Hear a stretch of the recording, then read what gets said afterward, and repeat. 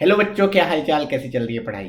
तो आज के इस वीडियो में हम लोग डिस्कस करने वाले हैं जेईई मेंस 2024 सेशन 1 का चैप्टर कंटिन्यूटी एंड डिफरेंशियबिलिटी।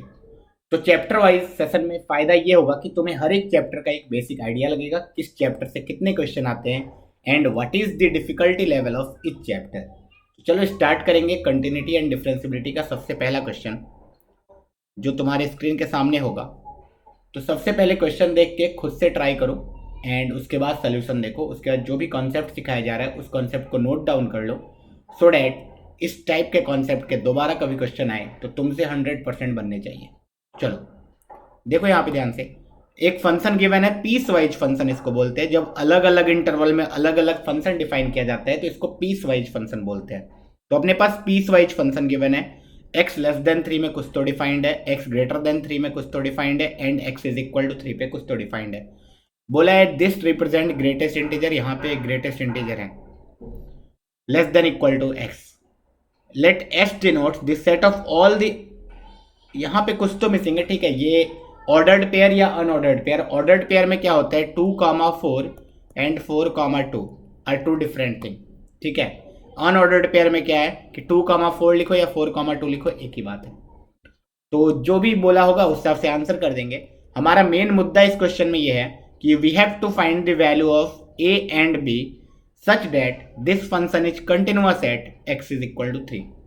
तो देखो ये बेसिक क्वेश्चन होता है कि अगर हमें a एंड b का वैल्यू निकालना है सच दैट ये कंटिन्यूअस है at x is equal to 3 में, तो हमें बेसिक फंडा मालूम होना चाहिए। At x is equal to 3 limit x tending towards 3 minus of fx should be equal to f of 3 and it should be equal to limit x tending towards 3 plus fx. LHL is equal to functional value is equal to RHL हो जाएगा अगर, तो हमारा function continuous हो जाएगा। अब हम क्या करते हैं, सबसे पहले मुझे f of 3 की वैल्यू क्लियरली दिख रही है, b के बराबर है। Limit x tending towards 3 plus निकालना मेरे लिए बहुत आसान है। Limit x tending towards 3 plus, 3 से थोड़ा सा बड़ा नंबर लिया, फंक्शन हमारे पास आ गया 2 to the power sine of x minus 3 upon x minus greatest integer x। तो देखो बोला जाता है जब भी ग्रेटेस्ट इंटीजर x इन्वॉल्व हो तो तुम जिस इंटरवल में जा रहे हो उसके हिसाब से ग्रेटेस्ट इंटीजर तो एक इंटीग्रल वैल्यू देगा, तो जो भी इंटीग्रल वैल्यू देगा उसको लिख दो। x जब 3 से जस्ट आगे तुम जाओगे तो उसका ग्रेटेस्ट इंटीजर जो भी आएगा वो हमेशा 3 आने वाला है। Okay, so this question becomes limit x tending towards 3 plus 2 to the power sine x minus 3 upon x minus 3। अच्छा, उसके बाद हमें फंडा सिखाया जाता है कि sine 0 upon same to same 0 will tends to 1, है कि नहीं। सो यहाँ पे तो एग्जैक्टली सेम बन गया, sine 0 upon same to same 0 and limit को हम डायरेक्टली इस पे लगा सकते हैं। क्यों लगा सकते हैं, क्योंकि 2 to the power x is a continuous function. तो जब भी कोई फंक्शन कंटिन्यूअस होता है, let say f x is a continuous function and limits overall यहाँ लगा हुआ है, तो we can directly apply limit to g x. ये भी एक फंडा होता है याद रखने का। Okay, so this will be equal to 1, so ये अल्टीमेटली आ गया 2। Okay, so L H L तो नहीं, आर एच एल की वैल्यू आ गई 2। तो यहाँ से क्लियर हो गया कि ये अगर कंटिन्यूअस है तो बी की वैल्यू तो पक्का 2 के बराबर है। एक चीज नोट डाउन कर लिया हमने। अब ए की वैल्यू निकालने के लिए हमें 3 माइनस पे जाना पड़ेगा। Limit x tending towards 3 minus, अब देखो 3 माइनस पे a into 7x minus 12, a into 7x minus 12 minus x square divide by b into mod of x square minus 7x plus 12, mod of x square minus 7x plus 12। ये limit हमें calculate करना है। तो सबसे पहले भैया mod हटाना पड़ेगा। मॉड हटाने के लिए हम 3 माइनस पे जा रहे हैं। जैसे ही तुम 3 इसमें डालोगे ये 0 आ जाएगा, ये भी 0 आ रहा है, 0 बाई 0 फॉर्म है। तो 3 अगर ये 0 आ रहा है this means x square minus 7x plus 12 can be factorize at x minus 3 into x minus 4। अब सोचो x minus 3 into x minus 4 कोई नंबर है तो 3 पे साइन चेंज करेगा एंड 4 पे साइन चेंज करेगा। 4 के आगे जाएंगे तो प्लस साइन, यहाँ माइनस यहाँ प्लस। तो मैं क्या कहाँ जा रहा हूँ 3 माइनस पे। अगर 3 माइनस जा रहा हूँ मतलब इस इंटरवल में जा रहा हूँ। इस इंटरवल में मॉड के अंदर वाला क्वांटिटी पॉजिटिव रहेगा। अगर मॉड के अंदर वाला क्वांटिटी पॉजिटिव रहेगा तो नीचे वाला मॉड तो प्लस के साथ खुलेगा। प्लस ऊपर वाले में 3 डाला हमने तो 0 आया। दिस मीन्स ऊपर वाला क्या लिखा हुआ है देखो, minus x square plus 7x -12, इसमें अगर मैं माइनस कॉमन ले लूँ तो ब्रैकेट के अंदर we will have x square -7x plus 12। Okay, so यहाँ पे 3 एक फैक्टर है तो ये भी x-3 इंटू x-4 बन जाएगा। अच्छा, सो ऊपर वाला is x-3 into x-4 with negative sign, नीचे वाला तो प्लस साइन के साथ खुलेगा तो ये भी x-3 इंटू x-4 रहेगा। अरे वाह, ये तो बहुत सिंपल था, ये तो कैंसल आउट हो गया, डायरेक्टली लिमिट आ गया -a/b एंड -a/b की वैल्यू 2 के बराबर होनी चाहिए क्योंकि LHL RHL फंक्शनल वैल्यू सब इक्वल होता है। ओके, एंड सो a की वैल्यू आनी चाहिए -2b, b की वैल्यू ऑलरेडी आ चुकी है तो a की वैल्यू है -4। अब क्या पूछा है देख लो भैया, a अगर हमारा -4 है एंड b की वैल्यू 2 है तो अगर ऑर्डर्ड पेयर पूछा है, अनऑर्डर्ड पेयर, अनऑर्डर्ड पेयर मेरे हिसाब से पूछा होगा तो आंसर बना जाएगा। ओके, अगला सवाल, इस टाइप के क्वेश्चन देखो इंपॉर्टेंट होते हैं, बच्चे यहाँ समझ नहीं पाते हैं कि भाई ये जो फंक्शन गिवन है ये इसको किस तरीके से डील करना है। देखो अभी तुरंत समझ में आ जाएगा एंड इसके बाद इस टाइप के क्वेश्चन कभी भी आएंगे तो तुमसे हो जाएगा। देखो फंक्शन डिफाइन किया है 0 to 2 defined by fx is equal to x/2 plus 2/x। तुम फंक्शन को ध्यान से देखो, fx is equal to x/2 plus 2/x।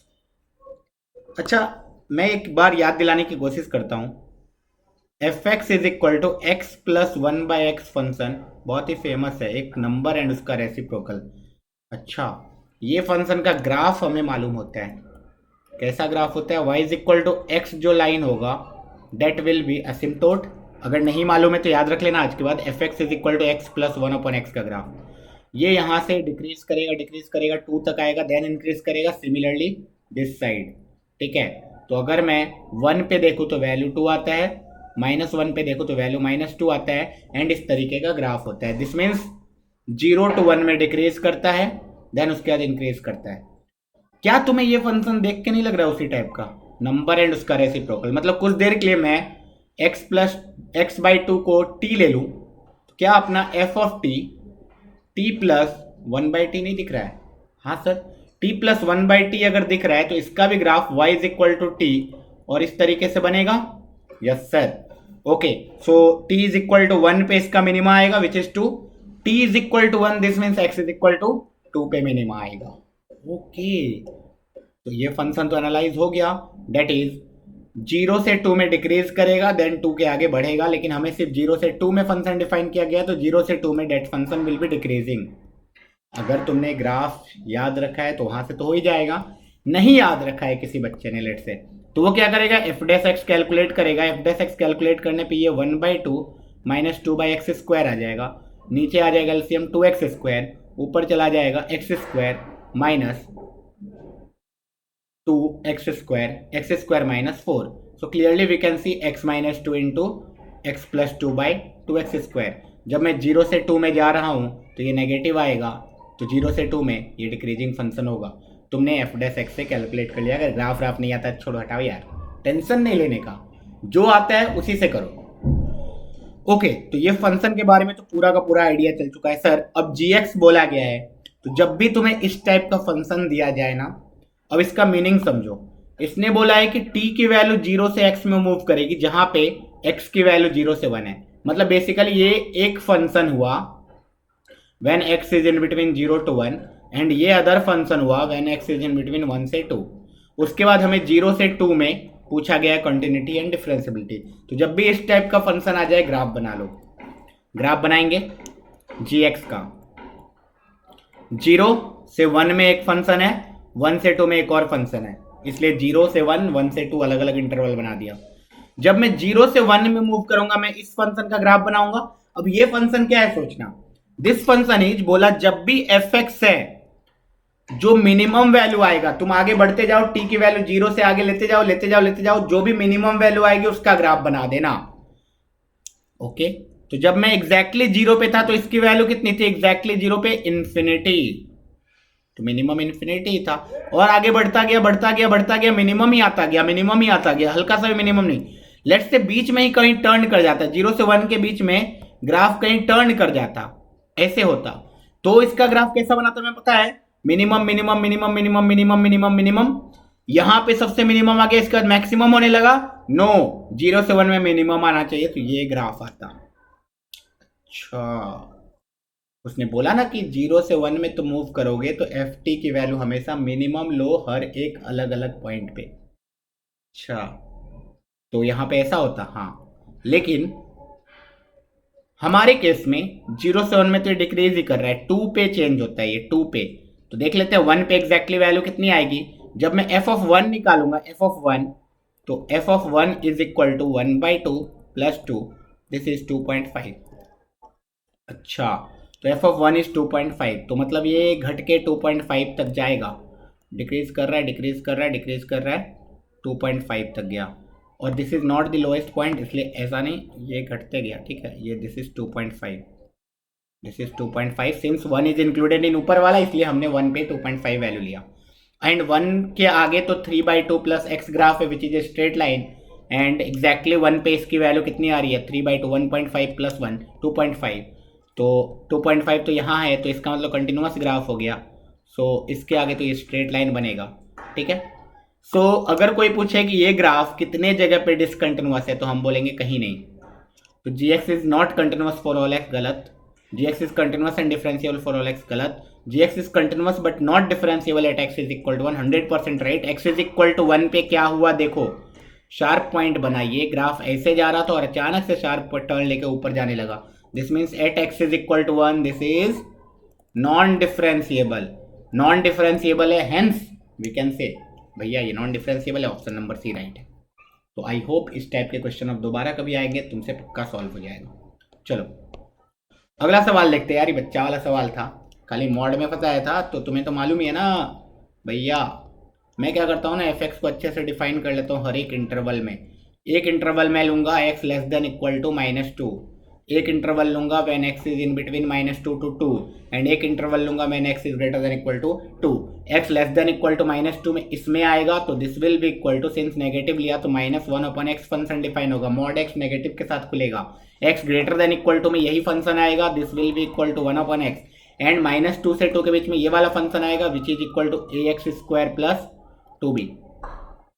अब बोला this function is differentiable on r, then find the value of 48 into a plus b. ठीक है, निकाल लेंगे। अगर कोई फंक्शन ऑल रियल नंबर पे डिफरेंशिएबल है, इसका मतलब वो कंटिन्यूस भी है। तो पहले तो कंटिन्यूटी का ही कंडीशन लगा देते हैं। कंटिन्यूटी के लिए -2 से नीचे, इसके बीच में 2 के आगे हर जगह लिमिट सेम आना चाहिए, एंड फंक्शनल वैल्यू भी सेम आना चाहिए। -2 के नीचे जाओ या 2 के आगे जाओ, 1/2 वैल्यू आने वाला है, एंड यहाँ पे 2 डालो या -2 डालो, ये वैल्यू आने वाला है 4a प्लस 2b। तो यहाँ से एक चीज़ तो पता चल गया, क्या पता चल गया देखो ना, 2a plus b is equal to 1/4, 2a plus b is equal to 1/4, continuity लगा के ही काम बन गया। Since function is continuous as well as differentiable, we can directly differentiate it. अब हम डायरेक्टली डिफरेंशिएट कर देंगे, एफ डैश एक्स निकाल लेंगे। एफ डैश एक्स में इधर बाजू में ही निकाल देता हूँ ताकि ज़्यादा ऊपर नीचे ना करना पड़े। एफ डैश एक्स कितना आ जाएगा देखो ध्यान से, -1/x का डिफरेंशिएशन 1/x², इसका डिफरेंशिएशन आ जाएगा 2ax, इसका डिफरेंशिएशन आ जाएगा -1/x²। ठीक है, ओके, इसका डिफरेंस है -1/x², माइनस माइनस प्लस हो गया।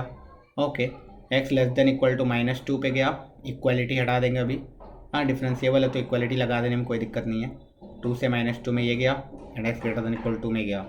जब 2 डालेंगे तो ये आ जाएगा -1/4, एंड यहाँ 2 डालेंगे तो ये आ जाएगा 4a।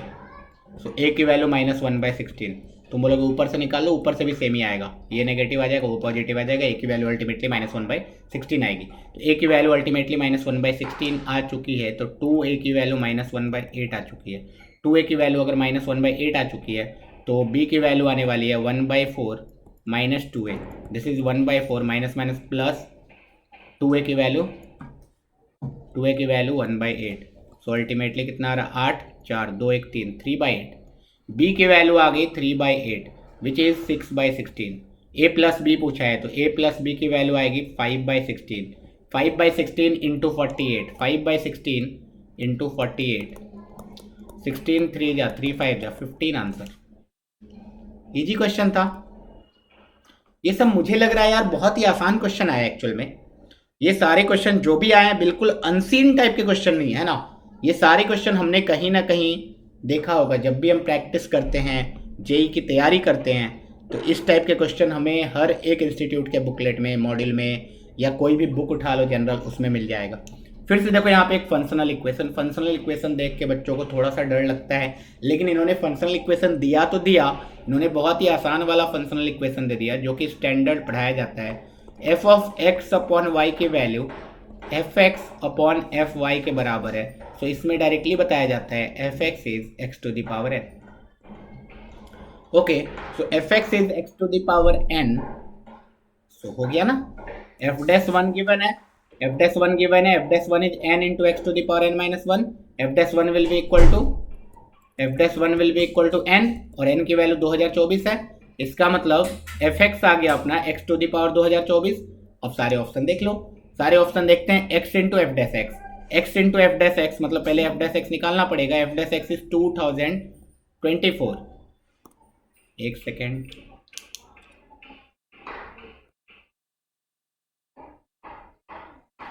उड़ गया यार।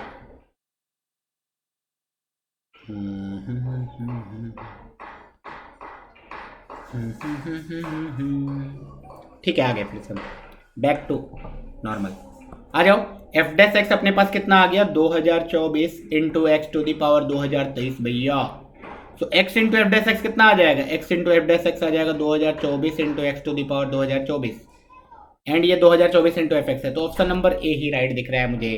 बहुत ही आसान सिंपल क्वेश्चन, जिसको मालूम था क्या होता है फंक्शन, उसके लिए क्वेश्चन एक लाइन का था।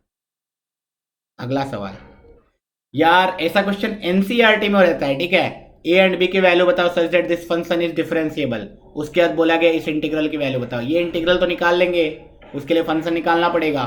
फंक्शन निकालने के लिए ए एंड बी मालूम होना चाहिए, ठीक है ना। थोड़ा सा एक्सटेंड किया है तो ए और बी मालूम होना चाहिए, तो ए और बी निकाल लेते हैं। अगर फंक्शन कंटिन्यूअस है तो this will be equal to 1 + 3 + a 1 - पे इज इक्वल टू 1 + पे b + 2। सो यहाँ से 3 + 1 4, तो b will be equal to 2 + a। b की वैल्यू आ गई 2 + a। अब एक बार एफ डैश एक्स निकाल लेंगे। एफ डैश एक्स निकालेंगे,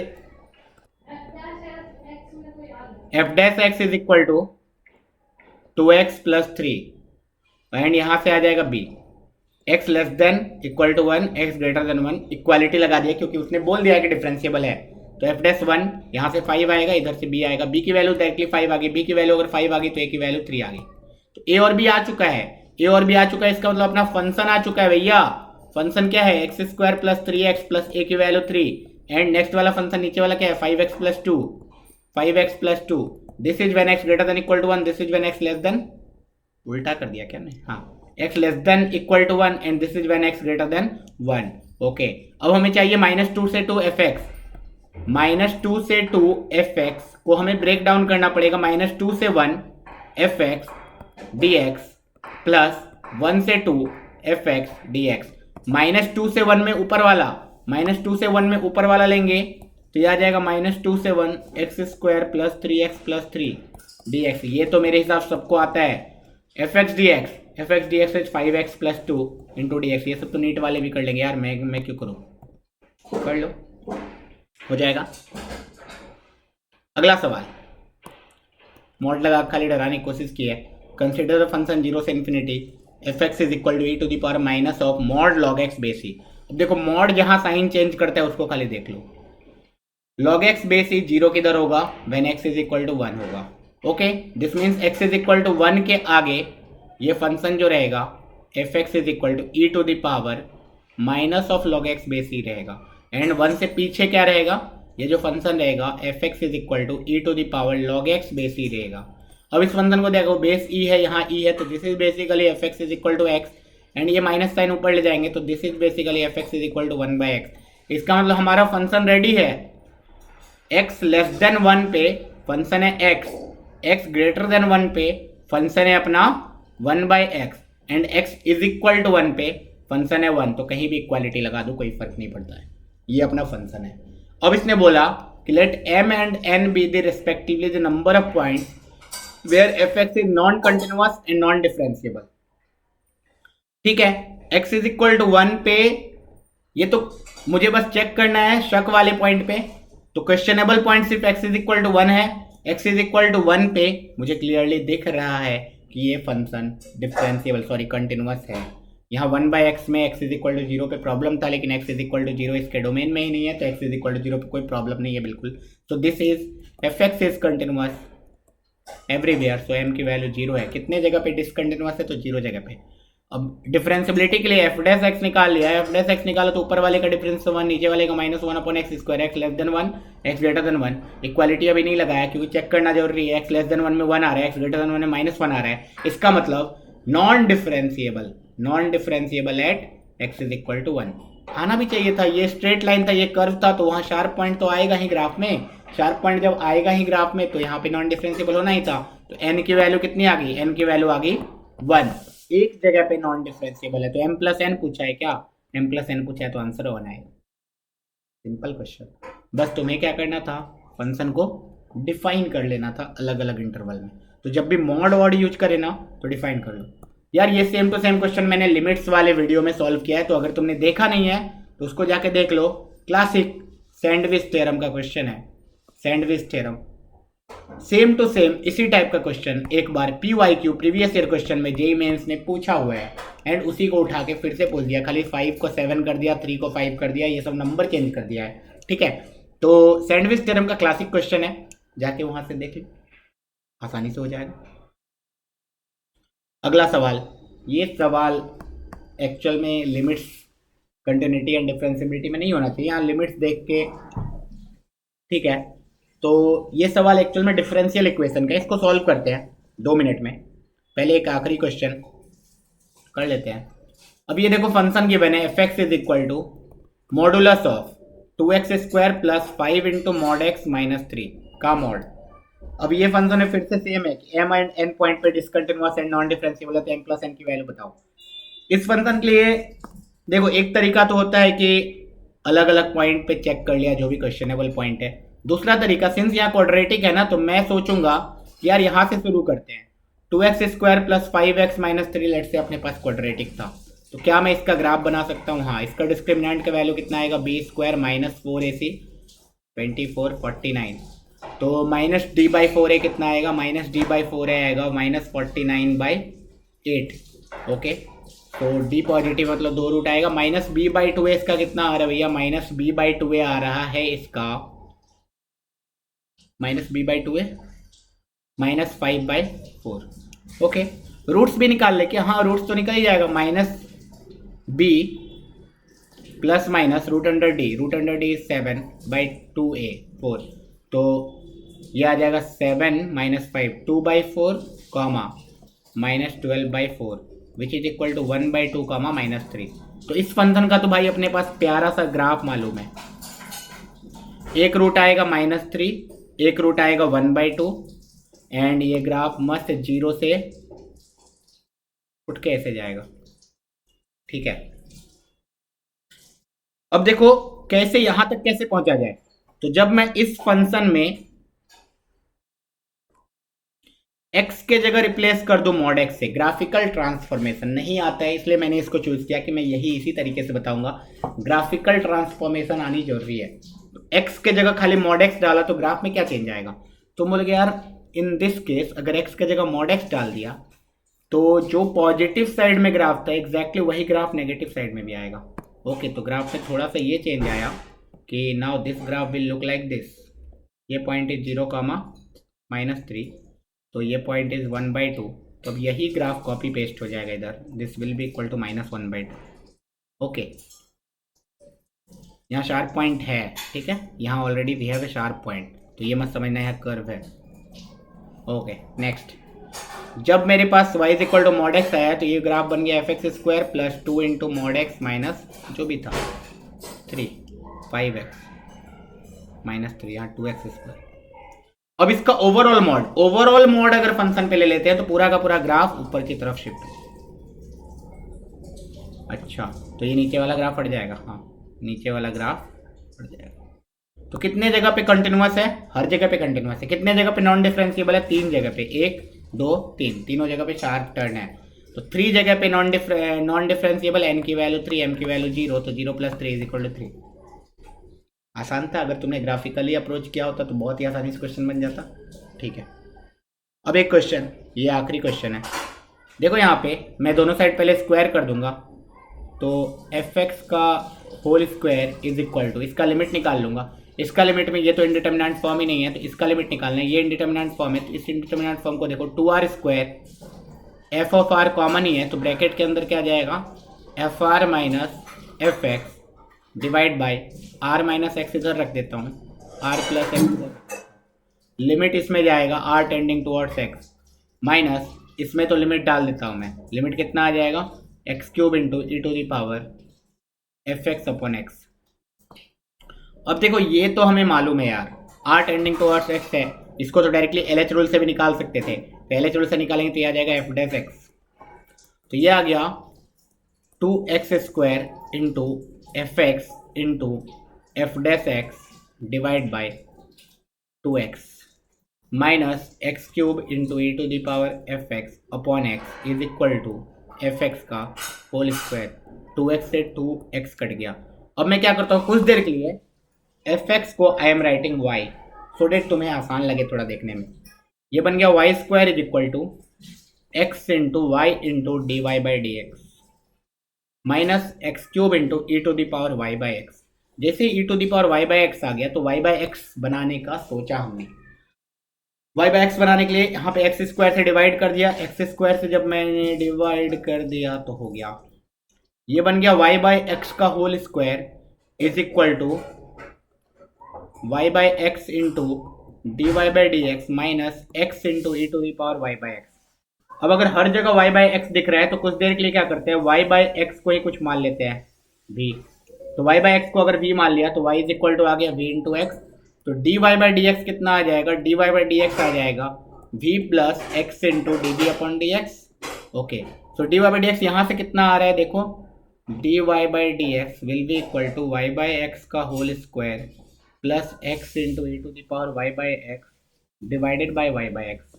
तो dy/dx will be v² plus x × e⁻v divided by v is equal to v plus x × dv/dx। v को एक साइड लाएंगे तो ये आ जाएगा v² x × e⁻v minus v²/v is equal to x × dv/dx। v² से v² कैंसिल आउट हो जाएगा, ये आ गया x × e⁻v/v is equal to x × dv/dx। x से x भी कैंसिल आउट हो गया, तो ये अपने पास बचा dx is equal to v × e⁻v × dv। दोनों साइड इंटीग्रेट कर देंगे, दोनों साइड इंटीग्रेट कर दिया तो dx का integration x is equal to, इसमें बाई पार्ट्स लगाएंगे, सेकेंड फंक्शन इसको ले लेते हैं, फर्स्ट फंक्शन इसको ले लेते हैं। First function as it is integration of second function e⁻−v का इंटीग्रेशन आ जाएगा ये, माइनस फर्स्ट फंक्शन का डिफरेंशिएशन 1 हो जाएगा, integration of second function, integration of second function will be e⁻−v/−1 minus minus plus का ओवरऑल इंटीग्रेशन करेंगे तो फिर से एक बार माइनस आ जाएगा एंड ये dv हट जाएगा।